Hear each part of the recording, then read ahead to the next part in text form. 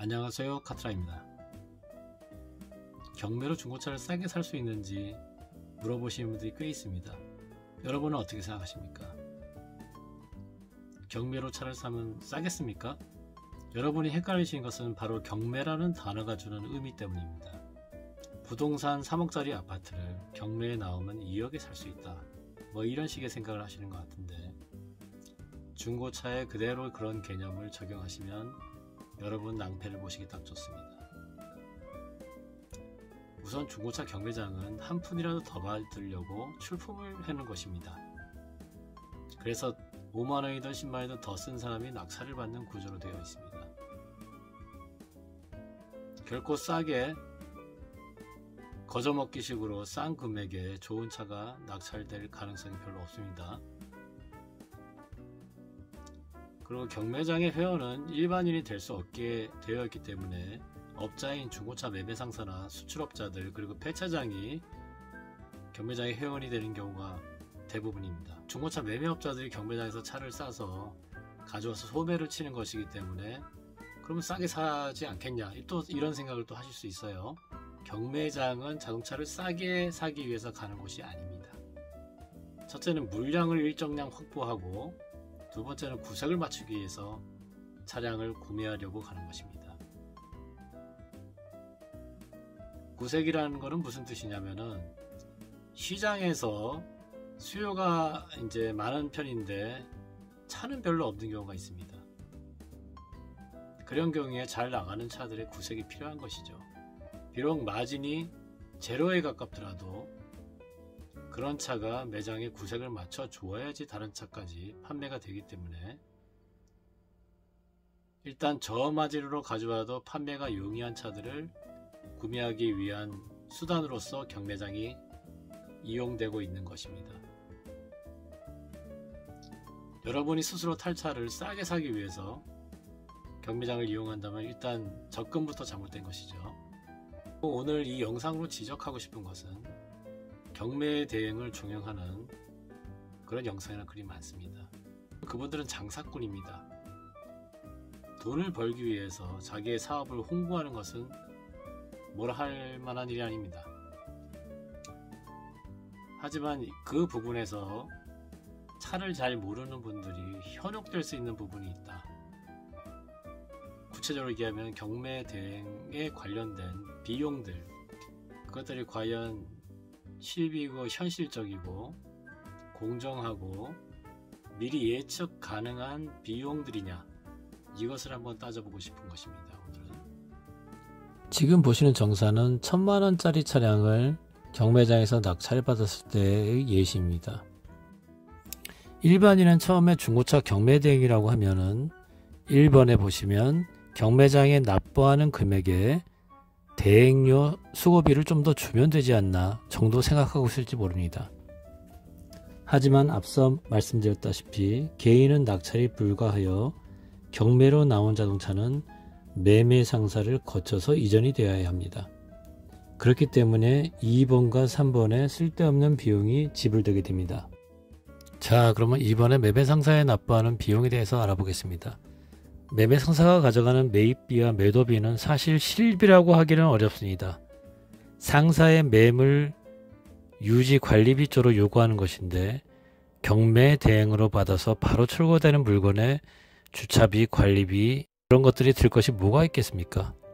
우선 매입비를 보시면 1000만원짜리 금액이 들어오면 매입비가 16만원에서 20만원이 발생한다고 되어 있습니다.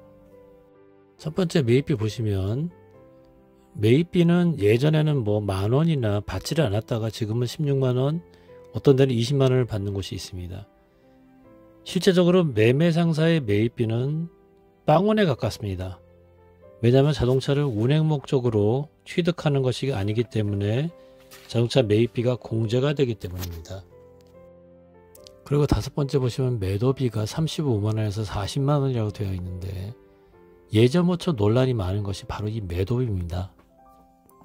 매도비는 지역상사 조합이 대략 정해서 소비자에게 요구하는 어떤 관리비의 의미인데, 무슨 실비 개념이 있는 세금 같은 것이 아닙니다.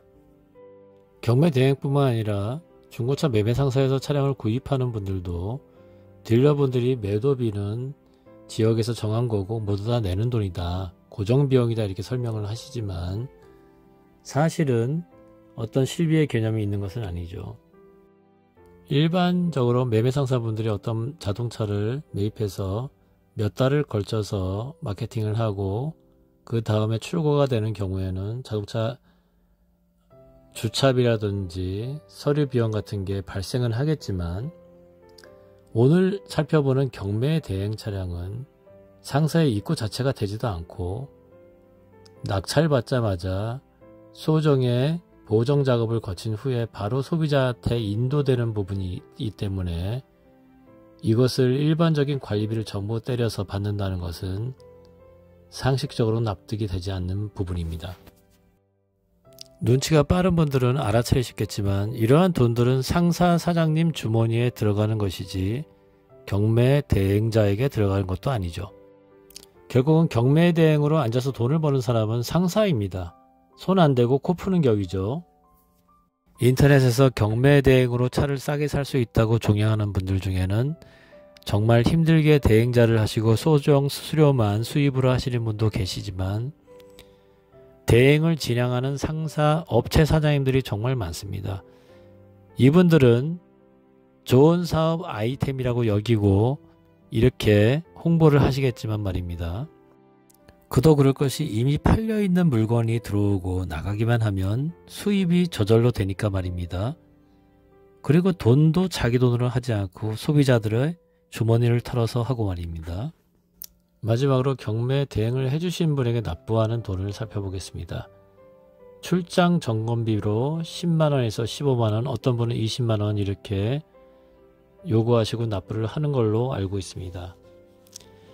하지만 여기 또 살펴보면은 대행 수수료만 받고 거기에 그치는 경우도 있겠지만 경매 차량은 대부분 관리가 되어 있지는 않는 차량이기 때문에 차를 잘 모르는 분들은 대행을 해주시는 분들에게 광택 블랙박스, 썬팅 타이어 경정비 등을 부탁하는 경우도 제법 많습니다.